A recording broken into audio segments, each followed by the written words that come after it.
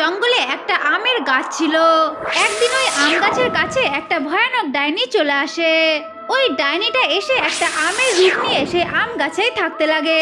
এর পরের থেকে যদি কেউ ওই আম গাছের কাছে আসতো আম খাওয়ার জন্যে, তাহলে সেই ডাইনিটা বাইরে এসে তাকেই ধরে খেয়ে নিত। এমন ভাবেই বেশ কিছুদিন চলতে থাকে। একদিন ওই আম গাছের কাছে একটা টুনি পাখি চলে আসে। টুনি পাখি এসে দেখে ওই আম গাছের মধ্যে একটি আম সবার থেকে আলাদা। এই দেখে টুনি পাখির মনে মনে একটু সন্দেহ হয়। এই জন্য সে সন্দেহর বশে একা একাই বলতে থাকে, আরে এই গাছের সব আমগুলোই তো হলুদ, কিন্তু একটা আম এরকম লাল কেন? আমার একটু সন্দেহ হচ্ছে। না, এই আমগুলোকে খাওয়া যাবে না।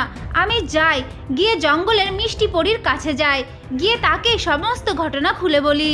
এই কথা বলে টুনি পাখি সেইখান থেকে চলে যায় মিষ্টি পরীর কাছে আর গিয়ে মিষ্টি পরীকে ডাকতে থাকে। আরে মিষ্টি পরী, তুমি কি আমার কথা শুনতে পাচ্ছ? যদি শুনে থাকো তাহলে বাইরে বেরিয়ে আসো। ঠিক তখনই মিষ্টি পরী বাইরে বেরিয়ে আসে। কি হয়েছে টুনি পাখি, তুমি যে আমাকে ডাকছো? বলো। আরে মিষ্টি পরী, আমাদের জঙ্গলে যে আম গাছটা আছে, আমরা সব পাখিরা ওই আম গাছ থেকে আম খাই, কিন্তু আমার ওই আম গাছের আমগুলো দেখে একটু সন্দেহ হচ্ছে। ওই জন্যই আমি তোমার কাছে আসলাম। ওই গাছের সমস্ত আমই হলুদ আর একটা আম লাল হয়ে আছে, তাই আমি তোমার কাছে আসলাম। এখন তুমি আমাদের সহায়তা করো। ঠিক আছে টুনি পাখি, আমি তোমাকে জাদুই শক্তি দিচ্ছি।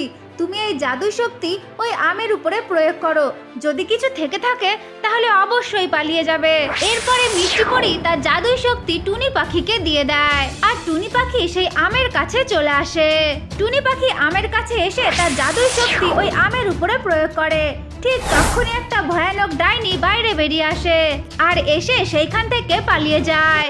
এরপরে থেকে ওই আম গাছে সমস্ত পাখিরা আসতো আম খাওয়ার জন্যে আর জঙ্গলের সমস্ত পশু পাখিরা সুখে শান্তিতে বসবাস করতে থাকে। আমার ছোট্ট বন্ধুরা, তো এটাই ছিল আজকের গল্প। যদি তোমাদের ভালো লেগে থাকে তাহলে অবশ্যই লাইক করবে আর চ্যানেলটাকে সাবস্ক্রাইব করে দেবে, কেমন?